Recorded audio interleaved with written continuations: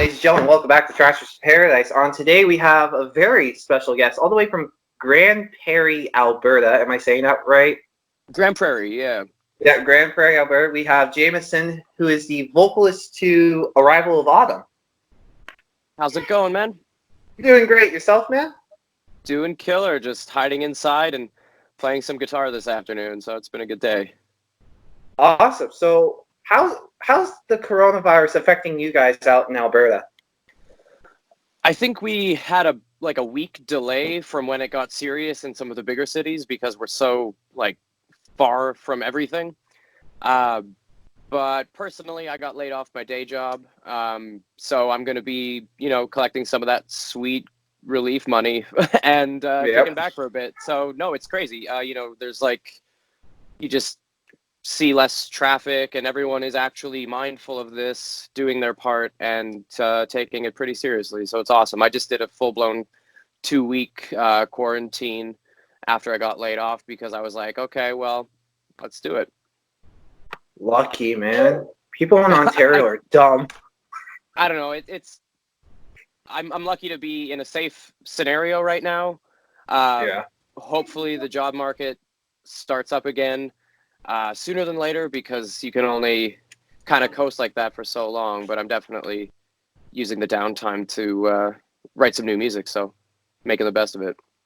Excellent. Now, Arrvial of Autum is making history. You are the first Nuclear Blast band to appear on Thrashers Paradise. What's that like to kind of be a channel's first? That's sick. That's totally sick. Because there's so many bands on this label that are just so awesome. And that's just another great thing about being on the label is, we get more outreach and get in contact with people like you. So it's just awesome to be here having this chat, man. That's super cool. Right now, what's it like to be signed with Nuclear Blast? It's just great to know that people who make really good decisions in the metal music industry have, taken to our band. It's like, holy shit, we must be doing something right. So that was cool. And then in general, it's just opens a lot of doors, gets us out there a lot more. Even just putting out our video on their YouTube channel gives it way more reach than it would have ever gotten on ours with, a handful of followers and stuff. Just for one example. Did you ever think a band from Grand Prairie, Alberta would ever be signed to one of the bigger record labels in metal? I mean, you always hope something's going to happen with your band when it's something that you stick to and it's your, number one hobby that you want to make something of. So there was always that,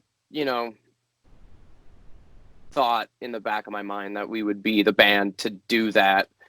And so it was super surprising, how it all went down. Just one of those crazy, couldn't call it situations. And, but as it was happening, I was like, we're ready for this. This is what we're doing with our lives. Let's go. So very surprising, but at the same time, it was like we were working really hard and we were ready to see some people notice that. Excellent. Now, a couple days ago on March 29th, you celebrated the 1-year anniversary of your first debut, Harbinger. Am I saying that right? Harbinger. Yeah. Harbinger. Yeah. Damn it. No worries. Does it still blow your mind that it's already been a year since you released Harbinger? Yeah and no, because that touring cycle we did during the second half of the year last year just kind of made time warp a little bit. It's like it was like it just flew by, and to be living in the to be living in the moment like that, day to day, just promoting our record and really following through with our album release cycle and just putting the touring work in and stuff made the year go by just so fast. And it was just in the moment, it was this is right, you know, we're like doing what we've got to do, and it just felt so good. And then it's like, okay, wow, it's been a year, but we did some amazing work in that year. So it's like, all right, cool, it's been a year. Wow. A great year to look back on, though. Now, when it came time to writing and producing and mastering and getting the album prepped to promote and all that fun stuff, for you personally, what was the hardest part throughout that whole phase? I'm not sure. Probably just the writing process of the album, because I was just, I don't know, that's the hardest I've ever been on myself for writing. And then everything from there, I was just like on the ride.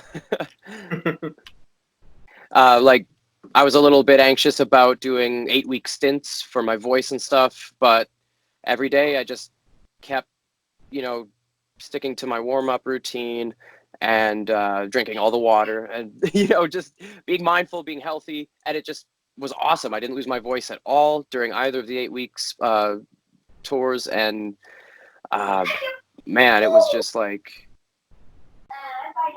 just perfect. Couldn't have planned it better, because like, to be healthy for that long doing that kind of work is like, it's always in the back of your mind that you could just get sick at any moment or lose your voice, and it's like, damn, that's all I have, that's why I'm out here. So but I was also feeling like I had reached a point where I was doing it on a professional level, at the standard of that, and that felt really good and just gave me confidence every day to just keep riding the ride. And so it wasn't difficult to do what I had dreamed of doing, so it was cool. Awesome. Now, during that 8-week tour stint of yours, what was the most memorable part of that whole entire tour? The day that In Flames had me on stage, that was a really good day. Just in general, awesome highlight. New York City was a great one. We hung out with some friends down there who've been like, you know, fans of the band for way longer than we've been signed for. So like, it was great to see them again, hang out. And California, Los Angeles, or Orange County rather, we've got friends down there. We were able to go check out some pro skateboarders on our day off. And then the show was just an absolute blast. It's like just so many unbelievable moments. And like on stage at the Whiskey with Soulfly doing a Judas Priest cover was like one of those moments, man. It was just too real. That sounds awesome, man. What was it like to even just do that? Just share the stage covering Judas Priest with Max Cavalera and Soulfly. Oh, it was just great. It was like, it was kind of last minute. He's like, you want to do the song? I was like, yeah, sure. That was at the start of their set. I spent their entire set learning the song backstage in my with my headphones on. And then when it was time, I came out and did the song. It was like, it was just jamming. It was just awesome. It was like, the audience is going to love it even if I mess up. It's a fun little jam, so who cares? Let's just do it. And then it went really well. So awesome. Now, when this whole thing does over and Arrvial Autum does decide to go back on the road and do another tour, where's the one city you and the rest of your band members would want to hit up the most? I've been itching to do another headliner in Edmonton, Alberta. We've had like some really good shows there, and they're close, you know. But definitely,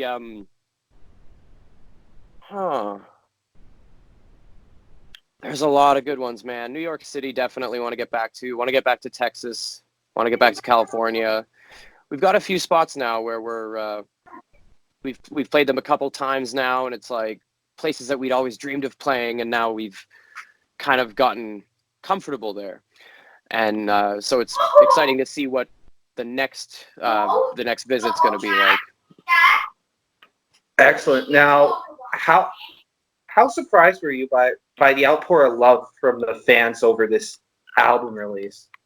It was definitely just insane. Like meeting fans on the road who love it and stuff. It's like just another layer of that, like, impossible feeling you can't get any other way than releasing art and having people, you know, come across it and love it enough to let you know. It's just the most crazy feeling in the world. It's awesome. Yeah, it's the best is you know, catching strangers in cities that, you know, we've never played before, who are singing along and stuff and interacting with us while we're playing, and it just that's the top. That's the best. Awesome. Now, when it comes to writing, as you mentioned earlier, new material for the next either EP or album, what, when it comes to writing the lyrics, are you doing differently that you did from Harbinger? Trying not to recycle themes is a big thing. We don't want to make it all like we really got in depth with the content from Harbinger through a series of videos that the label put out on their YouTube, and so we just really don't want to rehash any of that stuff. Just move on, do some more stuff, take another perspective on some stuff that's been kind of going on in the world since Harbinger came out, and there's there's gonna be some different stuff on this one. It's pretty cool. Excellent. I'm looking forward to it. Now, second last question before we get into the big last one. Out of all the bands you're signed with, as well with Nuclear Blast, I know there's a bunch, but you personally, what do you feel makes your band stand out from the others? It's probably just how good looking all the band members are.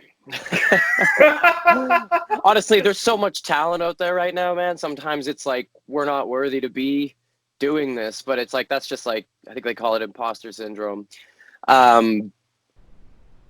Something about our work ethic and I think our character. I think, you know, we're intense on stage and we're friendly off stage.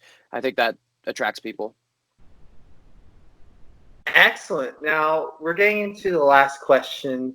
We ask this to all of our guests during all of our interviews. We call it a poser question. It's to ensure we're talking to a physical metalhead and not just some guy from the street that says he's in a metal band. You get what we're trying to do. I'm writing that line. Let's see if I pass the test. Oh, no. Not again. Okay. Who would win in a fight, Lemmy or God? Lemmy.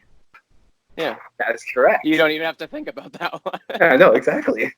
That's what makes it such a good question to ask, because the real ones will say it immediately. And then, that's funny. So I had it once where someone said, "Who's Lemmy?" Ooh. Right?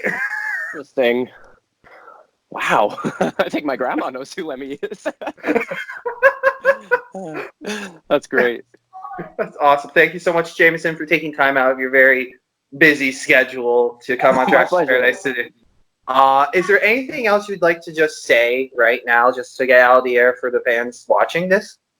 Sure, yeah. So we've got a record out now. It's called Harbinger, Arrvial of Autum on Instagram and Facebook. Check us out. Give us a like. Check out the music video.